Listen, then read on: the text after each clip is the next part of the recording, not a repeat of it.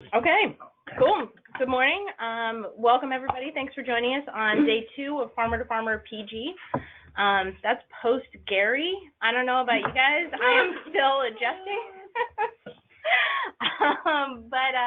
But we're gonna do the best we can. Also, I want to apologize just off the bat with this. This is a training that I myself received 2 days ago. So this is very fresh in my mind, and I tried to adjust as much of this as possible from the Feed the Future orientation, drilling down into Farmer to Farmer. That is imperfect, so you will notice that. But yeah, I think that's something we can adjust on the fly as we need to. So, how am I clicking? How do I advance slides? No, I would use the mouse. Use the mouse too. Just click. I think she was gonna do it. Okay, there we go. Cool. There we go. So originally, this presentation was really dealing with a couple of different things, going into talking points and how to craft effective talking points. Also talking about success stories, which is our main focus today, and going into a little bit of crafting impact statements. So I'm gonna skip through the talking points section. If we wind up with time at the end, that's something that we can delve into a little bit more. But I'm gonna focus the bulk of our time on the success stories, and then if we get through that, we can talk some about crafting communicating the impact as well. That's also where we have the bulk of our activity. We've got some things to sort of play around with there. So I think that'll be useful. And then Q&A, I will do my best with that. You may know I am not a communications specialist. I am your M&E person. So we'll see what we can do with that. But I can always take down questions and refer them to our communications team and get you more information from there. So let's go on to the goals. So in general, we're going to talk about the importance of communication, how that helps us achieve our goals.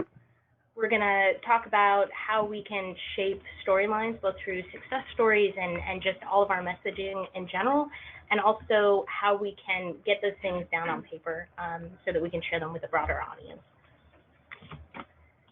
So in terms of why we're doing this just in general, I think we all know we've got a lot of different audiences that we're trying to communicate with.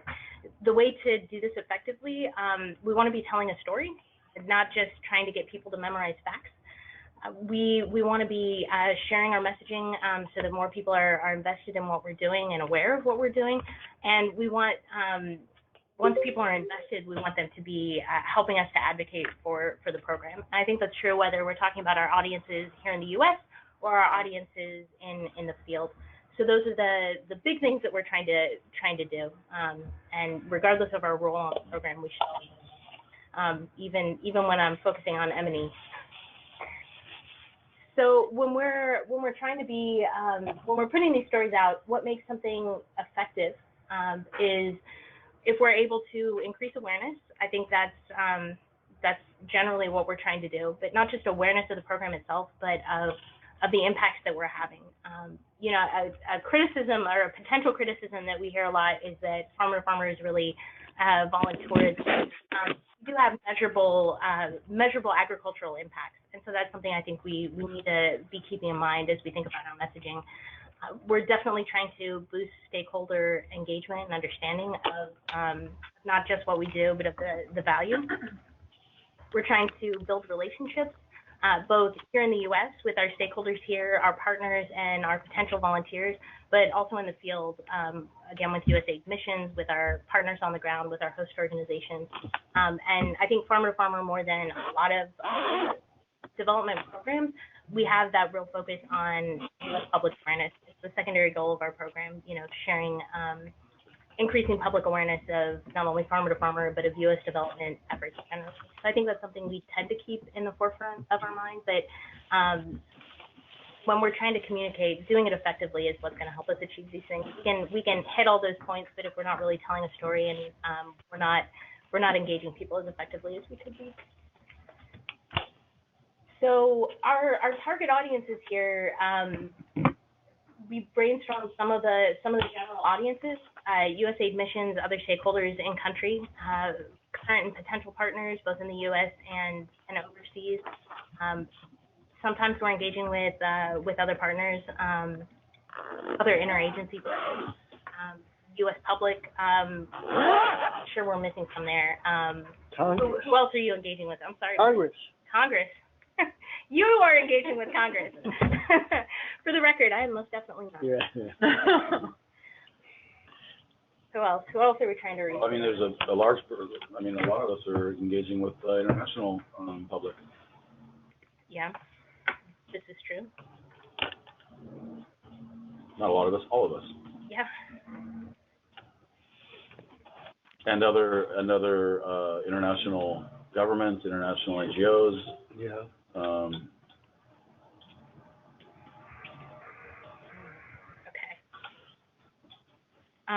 You know, when we talk about the U.S. public, I think we do a lot of work specifically with universities as well, other agribusinesses, that sort of thing. So when we're talking about different audiences, we're going to want to craft our messages slightly differently to be engaging with them and making that sort of personal connection. Not everybody wants to see the same kinds of things. So it's just a thing to think about in our messaging.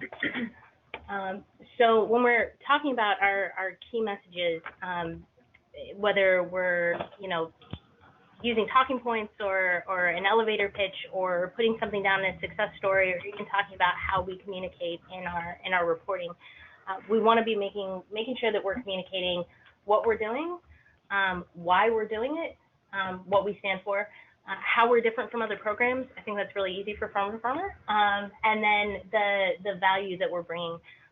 Specifically here, we're talking about the link to global food security, but I think farmer to farmer fits in with a lot of different USG goals.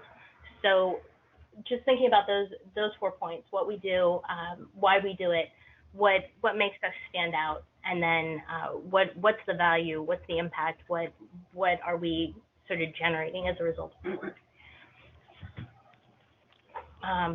So this is the USAID messaging framework. It's a little broader than what we're talking about specifically with farmer to farmer, but I think it definitely still applies. We're supporting U.S. national security and economic prosperity.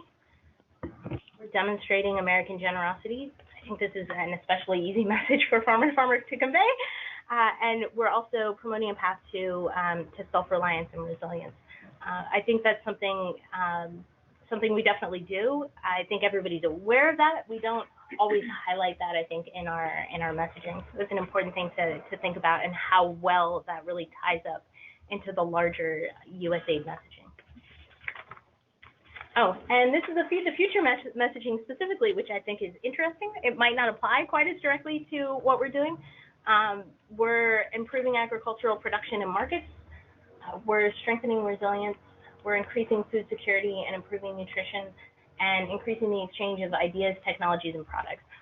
So these aren't things that we necessarily have to make sure that we're hitting in all of our communications pieces for farmer to farmer, but I think this is a useful thing. I considered just pulling the slide, and then I thought, all right, you know what, especially as we're starting new programs, thinking about our stakeholders in the mission and how we can demonstrate our value.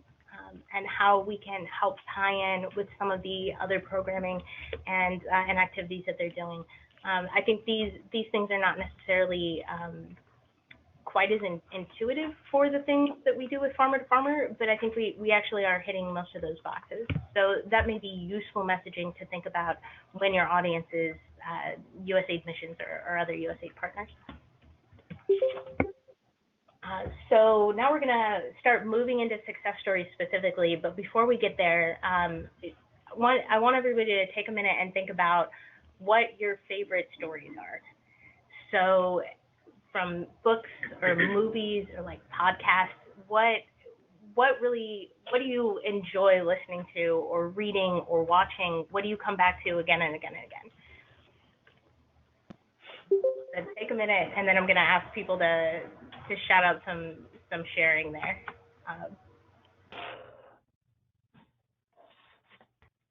Do you have anybody on the phone who wants to share about your favorite story?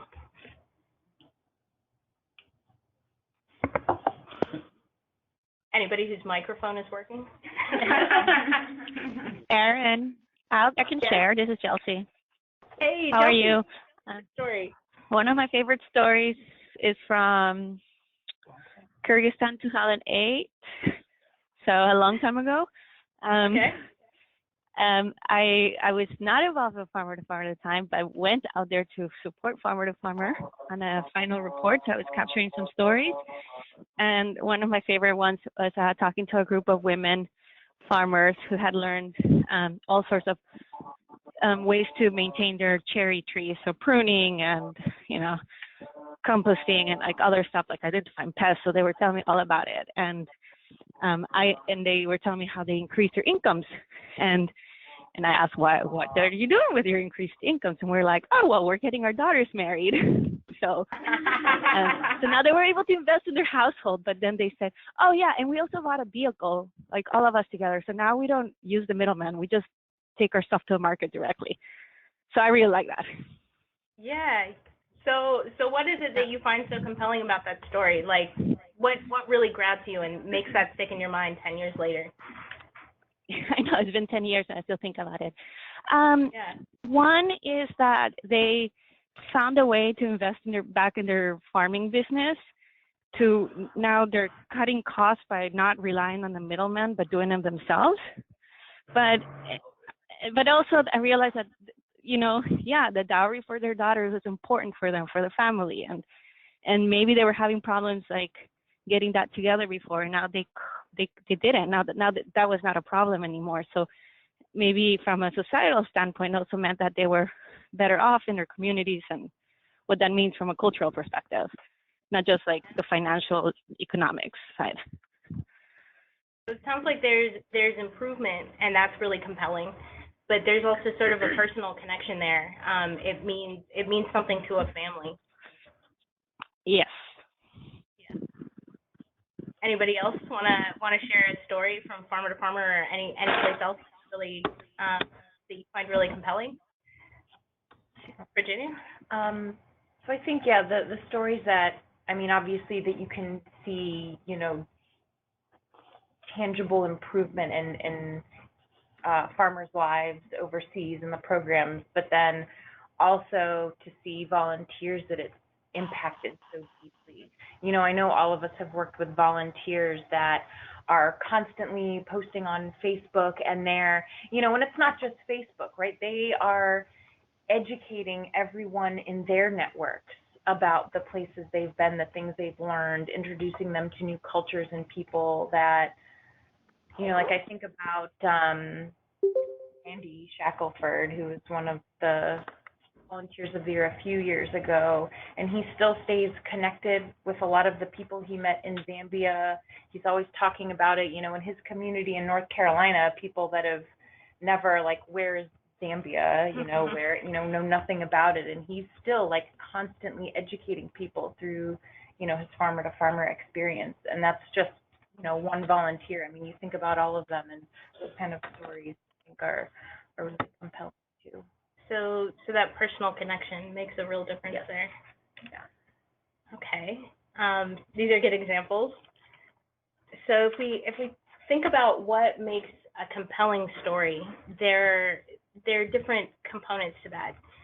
So a lot of what we talked about here were stories that appeal to hearts and minds. So there's an authenticity to someone's personal story, and that specificity helps make a connection.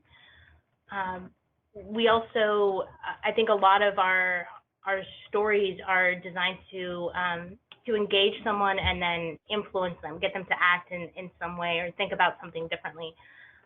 And we also think about how our stories make connections.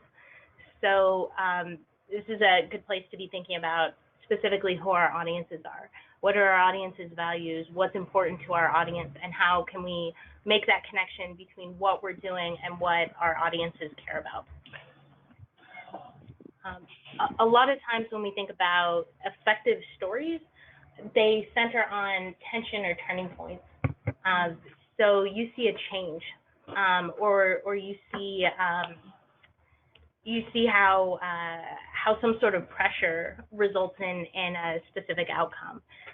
So you think about, we've got David and Goliath there, little guy versus big guy, and how you can make a difference there. How, if there are two paths diverging, and how making a choice there, or having the opportunity to make a choice, makes a difference for someone overcoming adversity, or having an epiphany. These are narratives that tend to be, I think, really, really compelling to people. And when we think about crafting a story or a message, we can tie into those narratives to help make our storytelling more effective.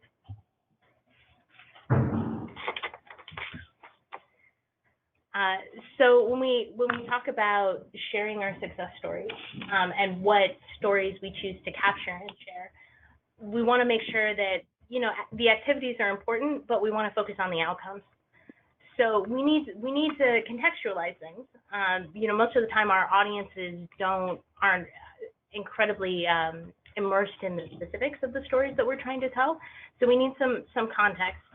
We need to talk about what we're doing and those activities there. But we really want to start, lay that out quickly, and then start driving the story toward what the benefits are, how that impacts people and communities. We want to be trying to make a connection. All those stories that Virginia and Chelsea shared talked about connections. So that's what we're trying to do: connect our audience to our work, and generate interest and excitement and engagement in what we're doing.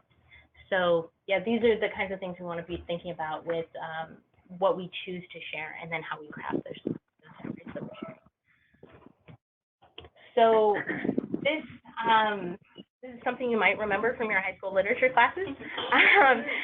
Effective stories tend to have some exposition, rising action. There's something happening, and we know it's coming to a point. That point is the climax.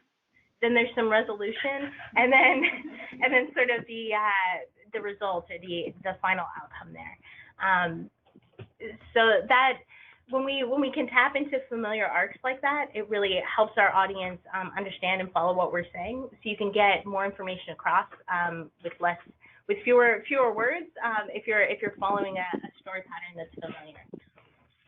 Or another example of that is just start with the problem, talk about the solution, and then lay out the impact. So this is sort of a simplified version of the same thing. It's a little less narrative this way, depending on how you're trying to tell a story. But those are sort of the three pieces that we expect to see in a success story, whether we're looking for those words specifically, or if it's just intuitive. We want to know what the issue is, how we address that issue, and then what the results were. We should also, if we go back to that, I tend to think of that as kind of a pyramid. So a little bit on the problem, some more on the solution, big on the impact. So this is someplace where I forgot to update the slide. Let's tell farmer-to-farmer success stories. When we're telling these stories, we want to make sure that we're compelling. We don't want to pick something that's really boring and blasé. Let's find something that's really going to be able to grab somebody's interest and attention. Make sure that we're mentioning USAID, that we're giving some basic context for farmer to farmer, and including some of those key messages. We want to make sure, we've talked about this a lot, but focusing on that positive impact. That's really what we want to be conveying. And then as much as possible, have a human element to the story. I think that's particularly easy with farmer to farmer, but we can, we're always telling a story about a volunteer in a host organization, but if we can personalize those things with quotes, with pictures that really make that connection clear. We always have some sort of human element, but the more personal we can make that, I think it's one of the real strengths of farmer to farmer. So here's a place, if you look in your packet, and for those of you on the phone, I can't remember the name of this file. Which one is this? I'll send it again right now. Yeah, you should already have this, but it's basically our communications team took, these are not farmer to farmer examples, but they took two different success stories that had been submitted by partners. And they have an original version that they presented to us, or that they shared with us here, and then they rewrote it to sort of focus things a little bit more. So I'm not going to read through the whole thing here, but just take a minute and sort of glance through that and see, take a look at the kinds of things that we highlighted there. So what are you guys noticing that's different between the two different versions of that first story there? Second one's more punchy, shorter paragraphs. It also leaves that, I think, kind of way, certainly the either problem, solution, impact. Yeah. Yeah, I think it makes that story arc a little bit more clear too. I think you're right. Yeah. One of the other things I think the second version does is, this story is really nice because it's got so many quotes in it. And I think the second version pulls out some of the explanation and just lets the community's voices speak for themselves, which is really, really nice. It doesn't wind up being tremendously shorter, but it really, it gets the information across more efficiently, I think, and more effectively because it's making that connection. One of the other things this does is, if you look at the final version down at the end, they pulled a lot of the key messaging out into just a brief paragraph at the bottom. So you don't have to, lay that out all at the beginning, which sort of distracts. It's not immediately compelling right at the beginning of the story. Right away. Exactly. Yeah. So by pulling that out into the end, and with the italic text, it sort of highlights it. This is a little separate from the story, but it lets you launch into the story and grab people's attention right away. Did anybody get to the second one? No, go ahead, Virginia. Oh, I was just going to say, so my favorite quote in here, which you were just saying, letting the quotes stand for themselves. This one on the little sixth paragraph. Now, if it is his wife's turn to water the garden and she's not available, a husband will take care of the job, Kadari said. That's so, all of a sudden you see there's change in the community where the men are stepping up to support their wives if they, can't on that day go to the garden. So their commitment to this new initiative, and, the original is talking about, the men realize the importance of support.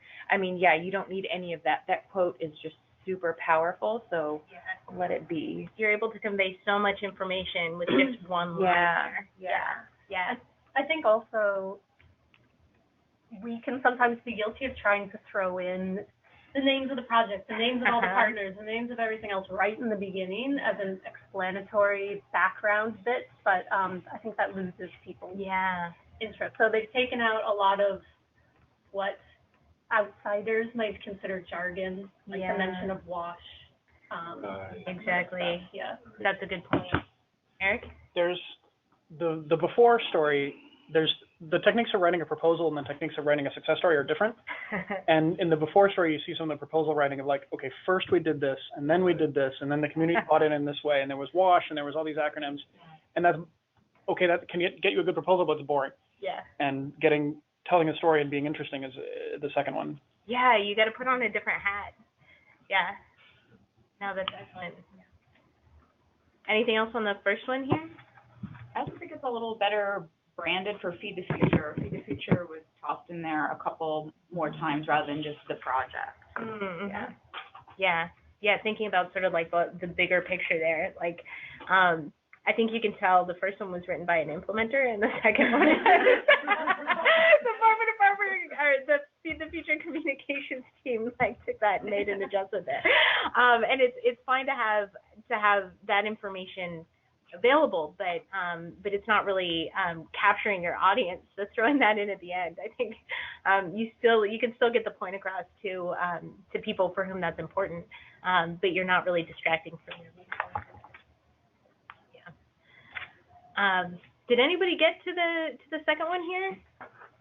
One of the things about the final version, I feel like in this one, it didn't translate tremendously well to print. I think this is a website example, and the graphics on that really kind of wound up overwhelming the text. This one with all the text boxes. This is Diana. I was going to say, I found that the second one was a bit more concise.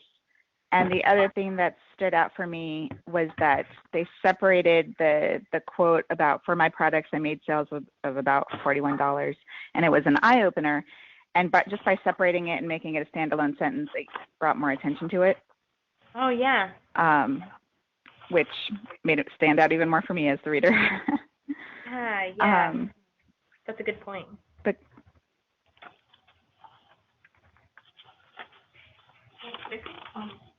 I'm sorry, going back to the question. Oh, okay. It tells you all of the kilos of all the things that it doesn't tell you the time frame. Oh, that's true. You don't get a sense of how long it takes for them to achieve all of that. Yeah. That's a good point. It was over a year. Yeah. Particular growing season. Yeah, that's true. As of November. Yeah, that's a good point. That's when we can throwing some sort of time marker in there, I think helps us make the case that this is an incredible result. There's an example later in the packet that when I took this course, I was like elbowing my neighbor. Those are great results. They took 10 years. Did you notice that? If you don't, I don't know. Maybe that's why they didn't put a year marker in here. But I think we can either increase or we can increase our credibility if we can say, over 2 growing seasons or something like that. Yeah. It's something specific that's meaningful to people. Or, you can really decrease your credibility if you have incredible results over 10 years. 10 years. Yeah. $100,000. One of the sort of funny things I like about this second example, we talk about trying to make a personal connection in a lot of our stories. I think the original version of this can get a little bit too personal. Talking about the beneficiary's rash, which that's definitely an impact. It was effective in helping her clear up a rash, but that might be a little bit too personal and not really be hitting the sort of things that we're trying to get to. So, yeah, just trying to figure out how to calibrate things more effectively. Anything else about this second one?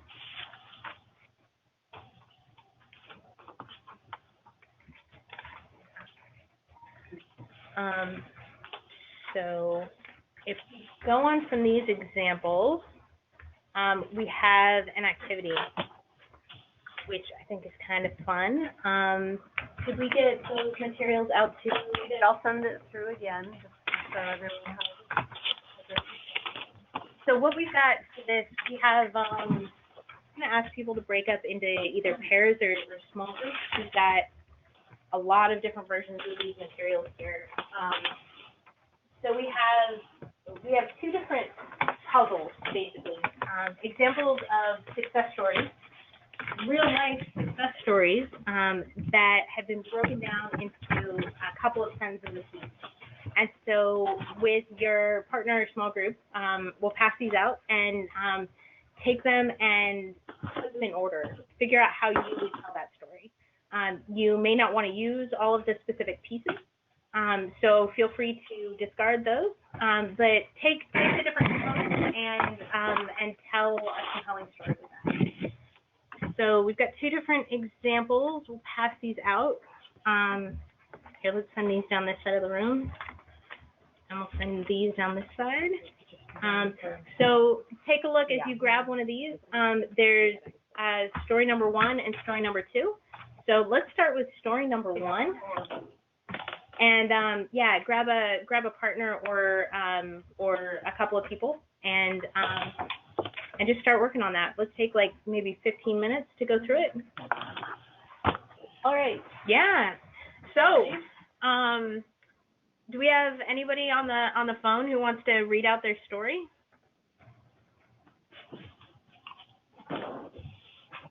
Anybody?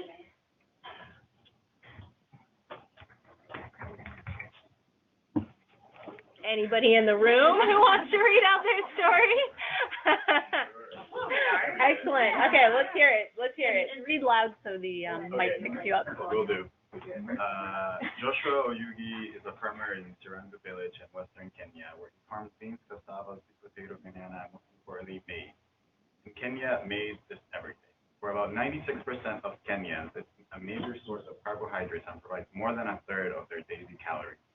Kenya faces a serious maize shortage due in part to a drought and in part to government policies that have exacerbated shortages. Farmers like Uyugi also face a challenging climate. Maize farmers at this altitude struggle to increase their yields when few, if any, improved maize varieties at local dealers are tailored for the local weather and ecological conditions. From 2013 to 2015, a Feed the Future Innovation Lab for Assets and Market Access, AMA Innovation Lab research team tested whether hybrid maize seeds tailored for Kenya's mid-altitude regions could increase both yields and income for small-scale farmers like we. About 1,200 farmers in Kenya's former Western and Nyanza provinces took part in the AMA Innovation Lab randomized controlled trial. Farmers in the treatment group received Western seed, 250-gram trial seed packets, and the option to purchase full bags to be delivered to their homes. Across all farmers, higher yields were common. For farmers who had the option to purchase hybrid seeds, yields were about 40% higher compared to farmers who did not. For Feed the Future's efforts have increased maize productivity by 65% for smallholder households from 2013 to 2016. The Feed the Future strategy will help people of Kenya to transform farming into business and spur the growth that will enable the country to reach its ambition of becoming a middle-income country by 2030.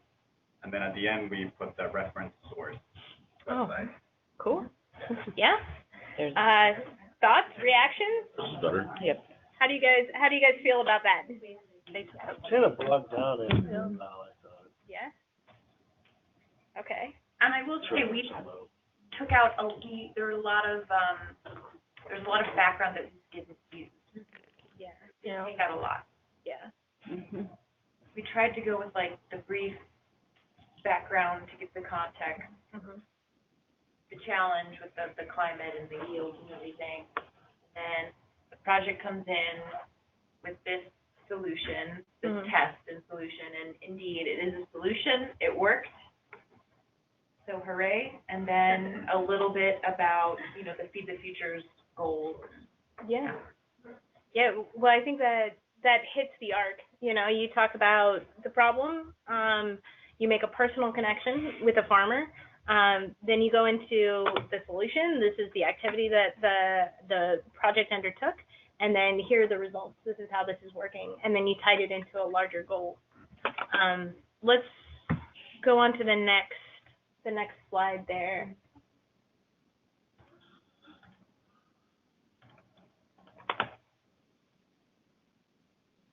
Oh, we can slide through a couple actually. This is, so there's a solution, next one. There we go. So this is what the communications team put together. It's very similar to what you have. There are a couple of slight changes there.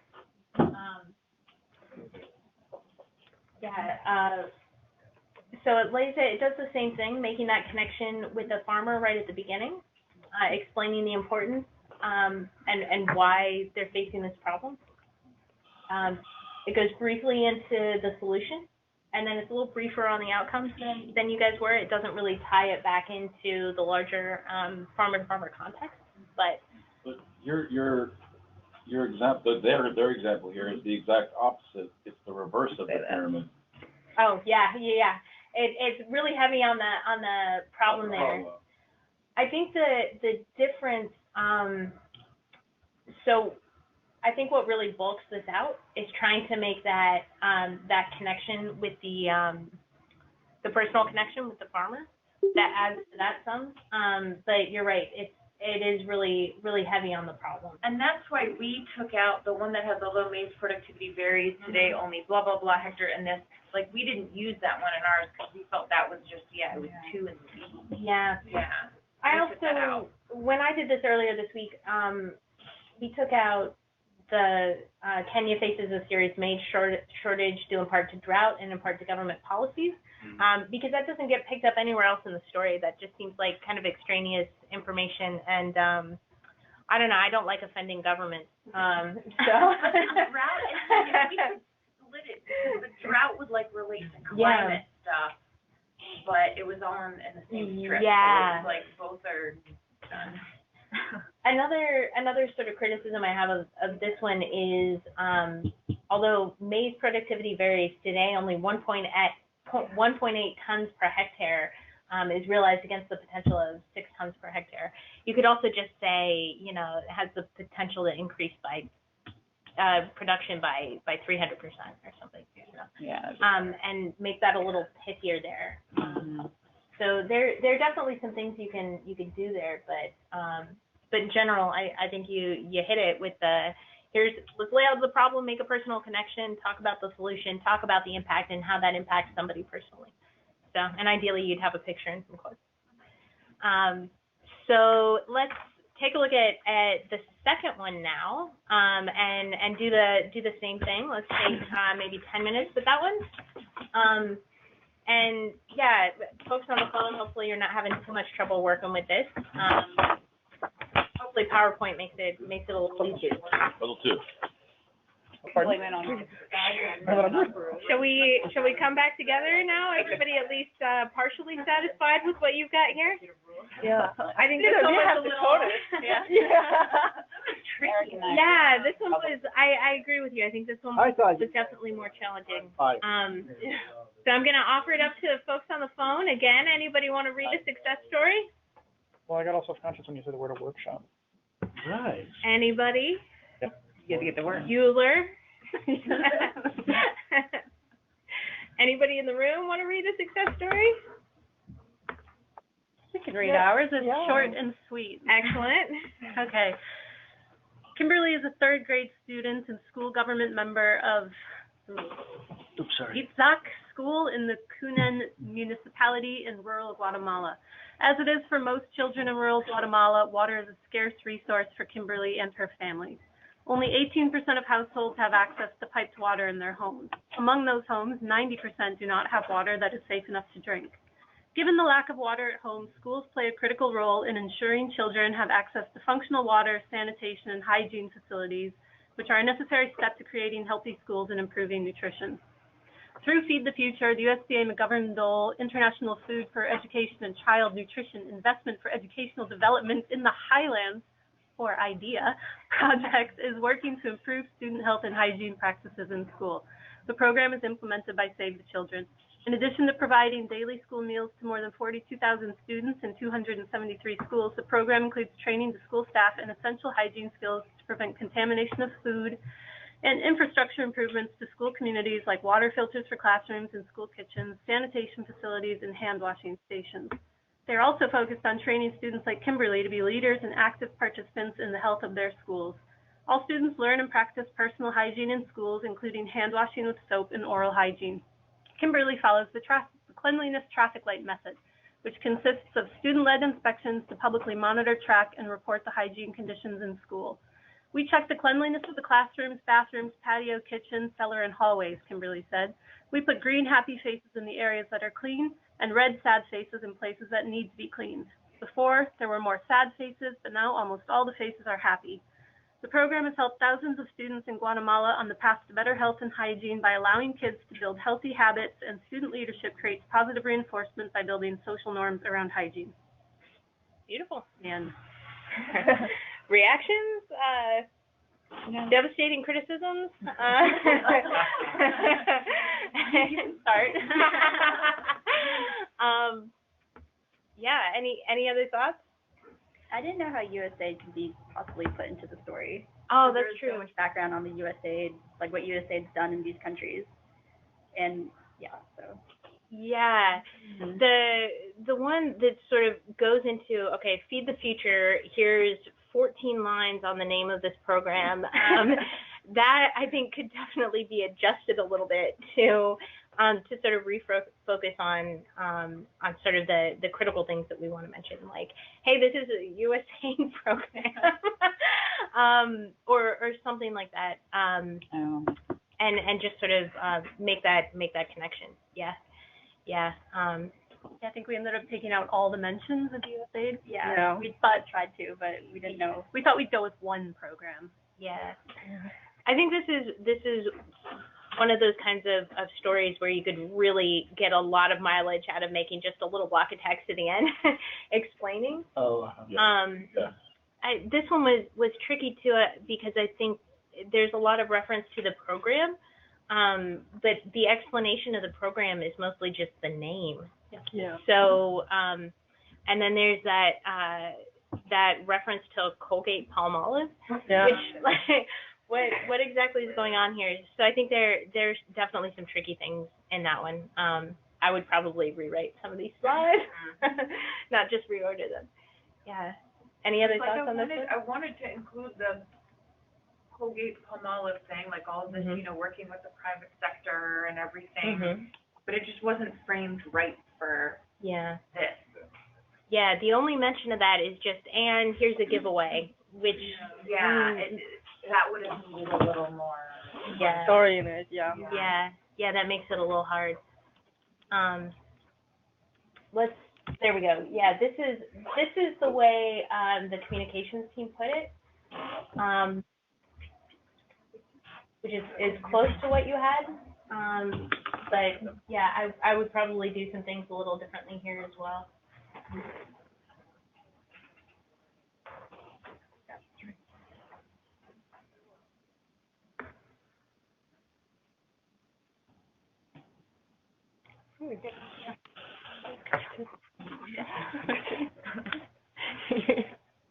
Oh, they kept the Palmolive in. Where did they put the? Oh, it's in the. Okay. The longitudinal analysis has been removed. They took out the longitude. Well, they did it wrong. No. The longitudinal analysis is boring enough. I'd stop reading. So I think what they're trying to do by including the Colgate Palmolive donation in the outcome is, I think we're probably missing a little bit of information about how they made that connection with that public-private partnership. That could very well be an outcome of the activity, but just with the information we've got here, I think that's a little bit of a stretch. Yep.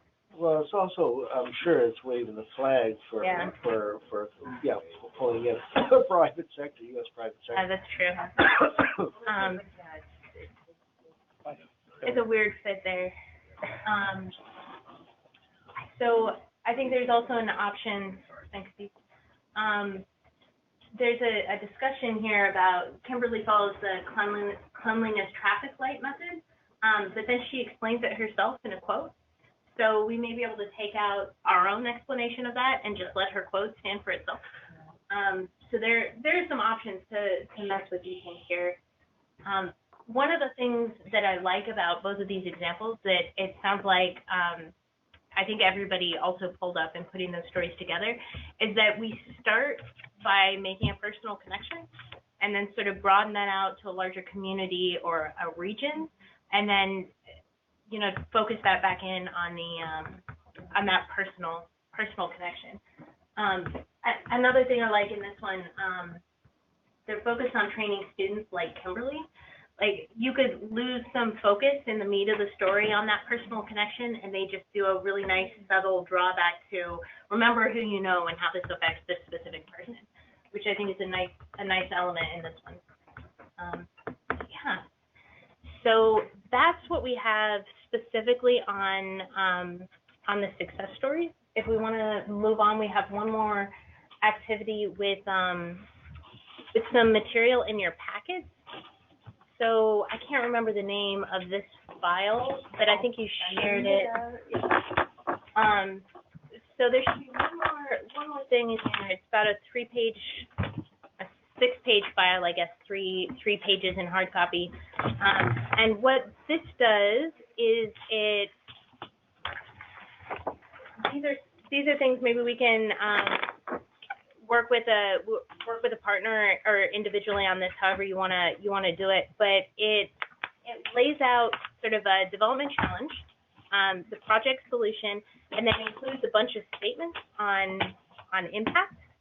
And what the purpose of this is just sort of think about what are the important things to pull out for impact statements, what are the things that are going to be most relevant, and then how can we phrase that or frame it in a way that's most likely to connect to our audience.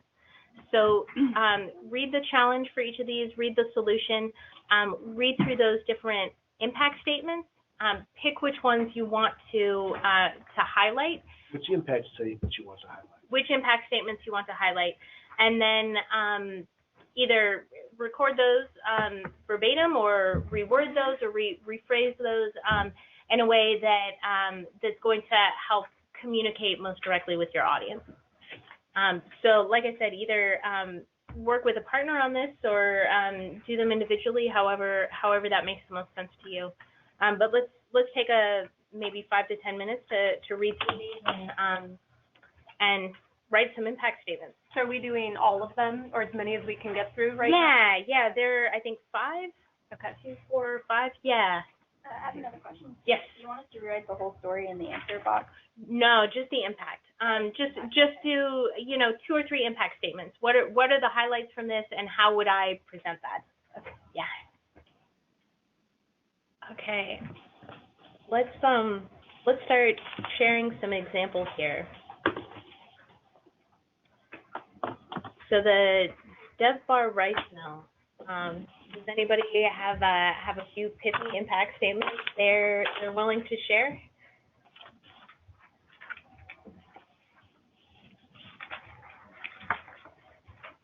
So somebody has to, or you're going to have to listen to mine from earlier this week, which were terrible.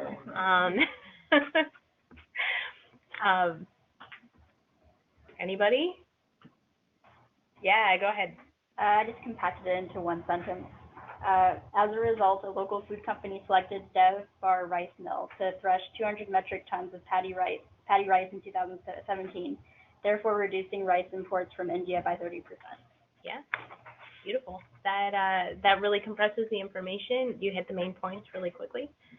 A couple of things that you might want to pull out here too. They're feeding nearly twice as many people. That might be a good thing that you could pull out without having to. I mean, all those numbers are kind of the larger the numbers are, the less our brain has context for those. So trying to think of a way to like compress that down, like the 30% is something that we understand. It's one of the challenges I think we get with farmer to farmer is a lot of times that we're talking about, hey, number of people trained, we've reached this many people, which is definitely an impact. But it's hard to,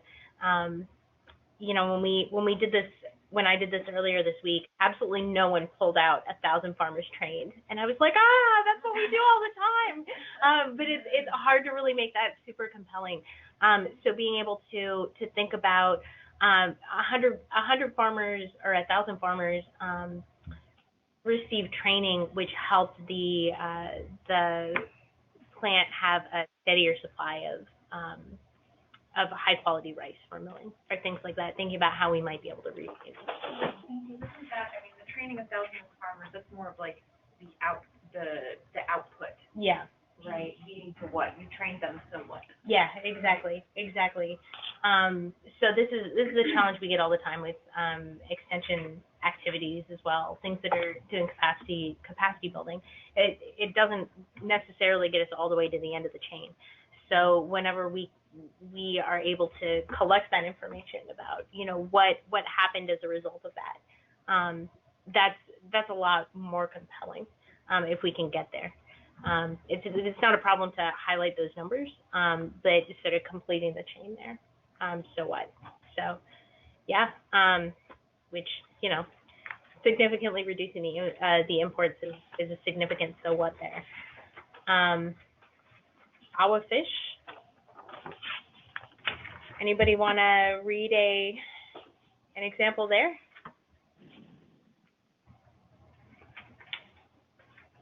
There we go. This partnership with MCC gave Iowa Fish the foundation they needed to thrive, and in the span of 6 years, they were able to more than double their storage capacity and increase their line of credit to $160,000. Beautiful. So taking all of that information, with a ton of numbers, and just compressing it down into something that's a little easier to understand, doubling line of credit, doubling storage capacity. We've got, there's a lot of information there. There are, 5 different bullet points, and what's most important and how can we communicate that most effectively. I probably would have included the quote as well, just because it helps tell a story, and bring back that personal connection. But one of the other odd things in this one, I thought too, let's see, the 4th bullet point there, it's great that this business has established better terms with their suppliers. But the way it's written right now, it really sounds like they're just sticking it to the fishing families, like, haha, we'll buy from you, but only if you lower your prices, which a lot of times they're trying to focus on the smallholders. And it's great that somebody else is getting more better terms out of this, but are we screwing over the little guy in the meantime? So think about how we're presenting everything there. I don't think that's necessarily that could be a useful impact of the project. Maybe they've got lower prices but a steadier buyers. So it's not necessarily that they're decreasing household income for the fishing families, but we want to just think about like the whole picture, what we're presenting there. Agrohoven? Anybody read anything for that one?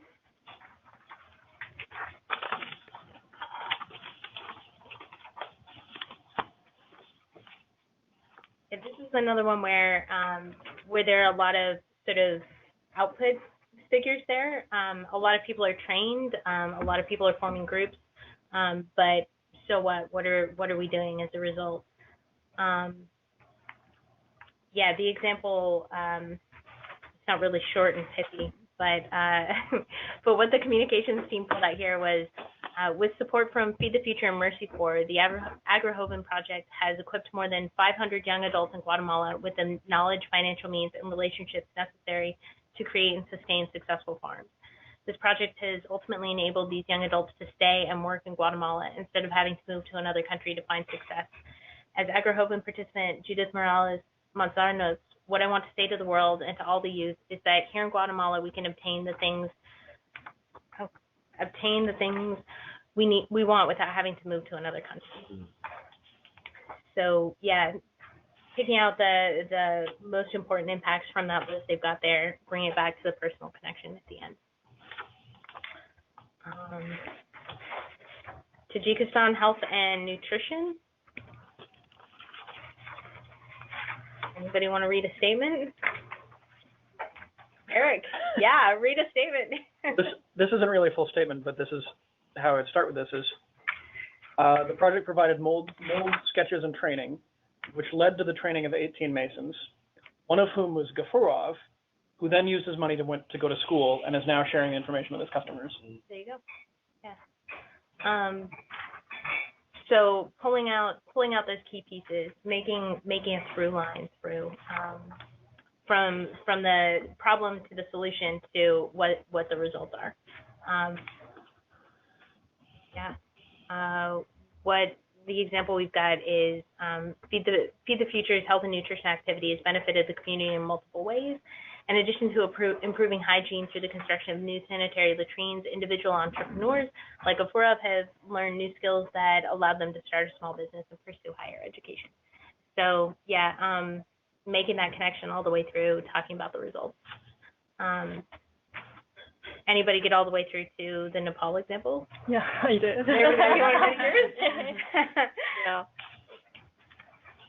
With the help of the program and the community support, Chipang families increased food security and nutrition of the food supply for the community, as well as women and children, the most vulnerable groups in the community.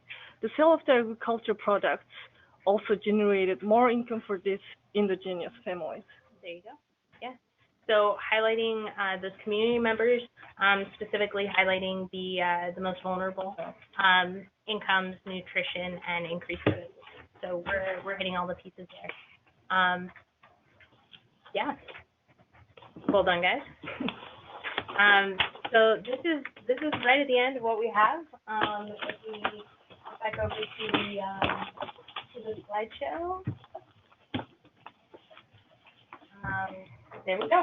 So just to summarize what we talk about when we're trying to communicate and tell a story, whether that's talking with somebody about the program and the impacts we have, or actually putting that down on paper in a success story.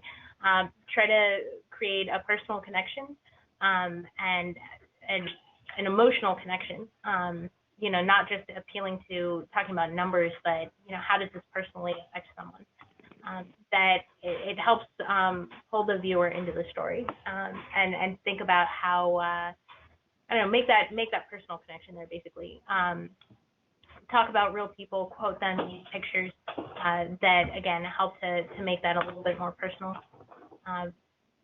Try to avoid our industry specific jargon or a lot of acronyms. If there are things that are really important, we can pull some of that out into the end of the story, so we don't get in our own way right at the beginning. When we think about it's a problem that I think farmer to farmer runs into a lot, where so much of what we do is training or capacity development or sort of hands-on experience. And how do you talk about those things in a way that's going to be resonant for someone who doesn't do this every day, which is a real challenge. But avoid that whenever we can. Think about not just the volunteer trained people, 500 people. Talk about the specific skills that the volunteer trained them in, or what they got as a result of that, rather than just saying training. Talk about sustainable change. Talk about how that impact affects a group of people, how that will make them, help them not just in the immediate future, but longer term, even if their circumstances change, and what action people have taken as a result of the work that we've done. And then, when we're using photographs, make sure we're including a caption. We don't always get those in success stories. Always good to have a photo credit and to make sure that we have permission from the people that we're featuring in our stories. So that's important. And when we include, the pictures are really important to include. Try to make sure when we include pictures that we're showing action. It's great to have pictures of people learning, but it's not always super super compelling to see a bunch of people in a classroom. So whenever you can, pictures in the field are always better than pictures in a when that makes sense. When we're presenting numbers are great, but we need to have some context for that. Like Cersei said earlier, putting years on things, that's helpful. But we have to have an anchor for that, not just, by 2018, but over a 2-year period or something like that. That helps us make sense of that. Talking about context and scale for those numbers. Dollar amounts are great. That's important. But it's not the most important impact. We want to try to make that human. The other thing is, when the example we talked about earlier, $41 is a huge impact for the woman who is selling moringa products. For the average American, $41 probably isn't going to be super compelling.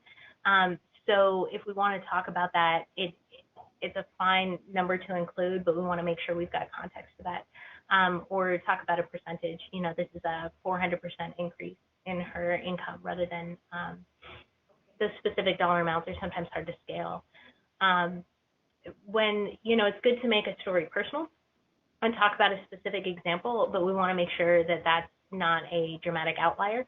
There's a reason we don't see a ton of success stories about flex assignments, because those are often great assignments, but it's not necessarily exemplary of the wider project. So make sure that when we're pulling out stories to talk to people about, there's a that's just sort of the tip of the iceberg. There's more behind that. It's not just a one-off example. And then, acronyms and industry-specific jargon, avoid that when we can. And if we do need to include acronyms, try to move those in a way where it's not going to present those in a way where it's not going to stop the action in your story dead. So I think that's it. Yeah. If you have questions that I can either answer or refer to someone else. Maria. So as we think about these two examples, the healthy schools in Guatemala and the maize in Kenya, who would you think that this would be our audience for these? Yeah. And can you briefly touch upon, if we're tailoring something for USAID mission versus the U.S. public audience, how you might adapt things like the degree of acronyms or the amount of context needed or things like that? Yeah. So I think one of the so the examples in those two activities, I think, are really similar to the examples in the other handout that we talked about first, where the first cut of that was, I think, written by an implementing partner for a USAID audience. And then the improved version, those two examples, and then the examples you put together with those puzzles are sort of broadening that audience. So when things are coming directly to USAID, usually we understand the jargon or the acronyms, and so we probably have a larger appetite for that than any other audience you're going to encounter. That's not necessarily a good thing. A lot of times, and I've sort of slowed down with this, but earlier in the program, I was feeding a lot more of our success stories into our Feed the Future communication team. And what I always got back from them was, I don't know these acronyms. If you want us to share these things, you're going to have to reframe this and explain a lot more of that material. So even when you're sending things to USAID, we might have a higher appetite for those things. But in order to reach a wider audience, which is really what, even when you send things to me, that's ultimately what I want to do. I want to be able to share that with other people. So that's the first thing we're going to have to change before we can move that on.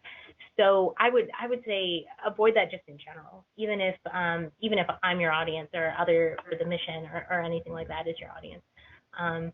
When we talk about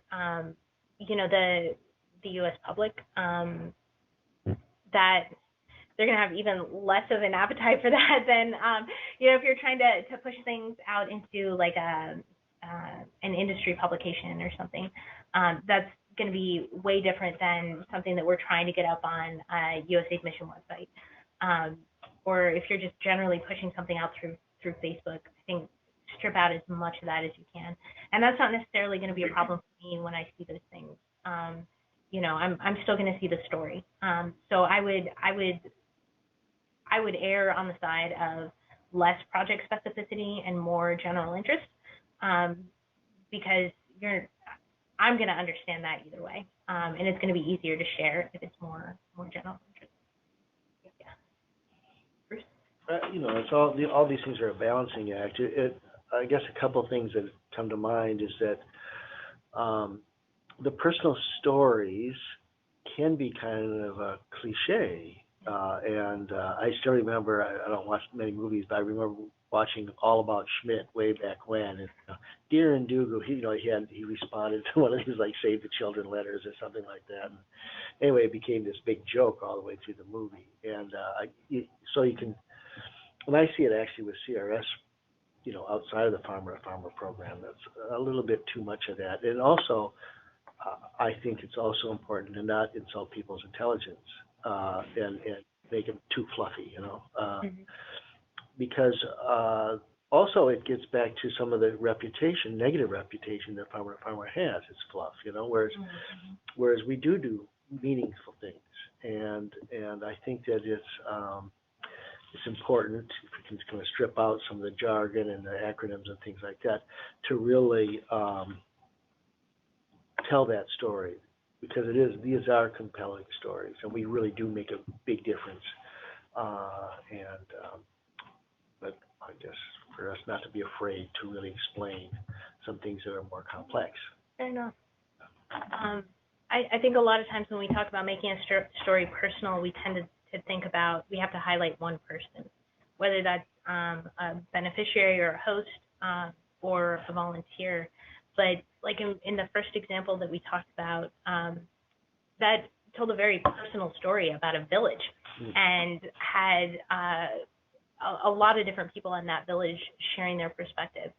So I think there are different ways to do that without, there definitely is a cliche and a template to, here's this person, here was their problem, look at the miracle we made, and now they're going to school, So there are different ways to make that personal connection without falling back on those kinds of things. Yeah, and things are more complex. So when I was hearing what you're saying, the stories are not only for us to show what we have done, what are the results, but also increase the awareness of the readers and also impact them, right? So what I was thinking is that when I go through these stories we have, I don't really see what is going to happen in the future. It's more about what happened and probably what is happening right now, not what can be done or what can be what we can do about this. So, what do you think about this?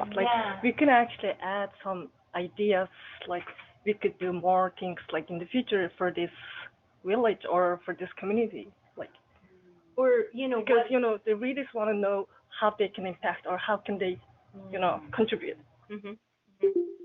Yeah. I think there's the possibility to like in the example with Tajikistan, as a result of what we've done, this gentleman before us is pursuing higher education, which is great. Do we know what he's doing with that? Is that connected at all to his business, or what is he going to do as a result of how does that tie into the story at all? That's useful. That's great. I'm really happy for him. But how is that tying in? Whereas when we're talking about the story of the fish business, I can't remember which country that was from. The entrepreneur who was making all of these changes, I feel like there's a little bit more of a story arc into the future. She has a line of credit now. This is what she's doing with it. This is how she's expanding her business. And so I have more of a picture of what she's doing and what she will continue to do as a result of what the project helped her start on. When we look for farmer to farmer hosts, we're looking for people who generally I feel like we're looking for organizations that need a boost but have a trajectory and a vision for where they're going. And we have a real opportunity. I think you're right. I think we don't do it very often to show that trajectory. This is one piece, but where are they going as a result? And I think that's not just farmer to farmer, that's just the development community in general. Projects are 5 years long, and how can we know for sure what's going on, 2, 3, 4 years later? And I think also, maybe just in general, being mindful of these kinds of things and taking opportunities when folks are traveling or there's, you're working on another project nearby, those kind of things. Maybe if you've worked on stories before, is there time in my schedule to do a quick follow-up or a call or an email or, and trying to tease out some of those, impacts maybe. Because it is, that's one of the frustrating things in general, I think. But being able to demonstrate that is only going to get more important because it's very important to the administrator, it's very important to the administration that we're encouraging self-reliance and working, I hate this cliche, but working ourselves out of a job. And I think an advantage with farmer to farmer is you have the volunteers. So programs are 5 years, but a lot of those volunteers stay in contact for so many years afterwards. They go back, so it can show a much longer trajectory. The story is where it's 10, 20 years later. They may know so much more than we do about the host. So maybe that's something that's going, polling, doing more of those polls with volunteers. Yeah. So you say like we should go back and track those volunteers, like what they're doing now, like, yeah. Mhm.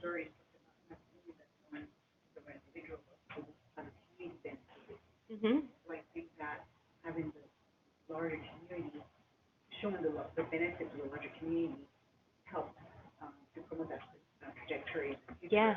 Because it's the whole community versus just one person. Yeah. I used to work with a group for child sponsorship. Mm-hmm. And so when they switch their approach to not only benefit the child that had a sponsor, but also the community at large where the child was located, it was so much more meaningful. And more sponsors wanting to do that because it's when only the child community gets the education, the health care, and the other children did not have it. It was, and everybody was trying to get a child benefit from that. Yeah. It was a real struggle for the community.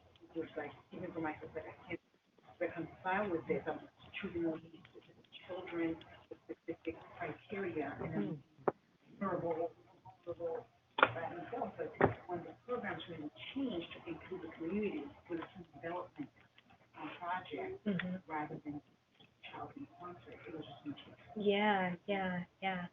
So it's good to put a face so people can make connections, but you also have to have that wider story. One of the when Gary and I presented the midterm results from Farmers, one of the big criticisms we got, which is it's midterm, but overall for the program over the first 3 years, we saw a pretty resounding decrease in income. and so trying to take a look at the balance between what the program costs and what the ultimate impacts are, that can be a tricky proposition, especially when we're working with small farmers. And the correct response to that is, well, yeah, that's what it looks like this year, but what's it going to look like next year and the year after that and the year after that? And if you compound all those results, yeah, this is a really, you get a really good value for your money, especially if you're looking at 5-year impacts, not 3-year impacts. Come on. But if we can tell that story about, like, hey, this is where this business or this village or this individual is right now, but this is where they're going as a result of the work that we're doing and the tools that they have to continue. The whole, we're not giving out fish, we're giving people fishing poles and teaching them how to use them. So making that connection to the longer term impacts, I think that's a really good thing. Yeah. I think we're just past 11:30. Wow. Yep. Time flies. Yeah. Any last minute comments, questions, devastating criticisms? Excellent. Excellent. Thank you, Erin, for coming in and not only giving this training, but turning it around and making it farmer to farmer relevant in such a short period of time. That's right. We really appreciate it. Yeah, thank you for coming, guys. Yeah.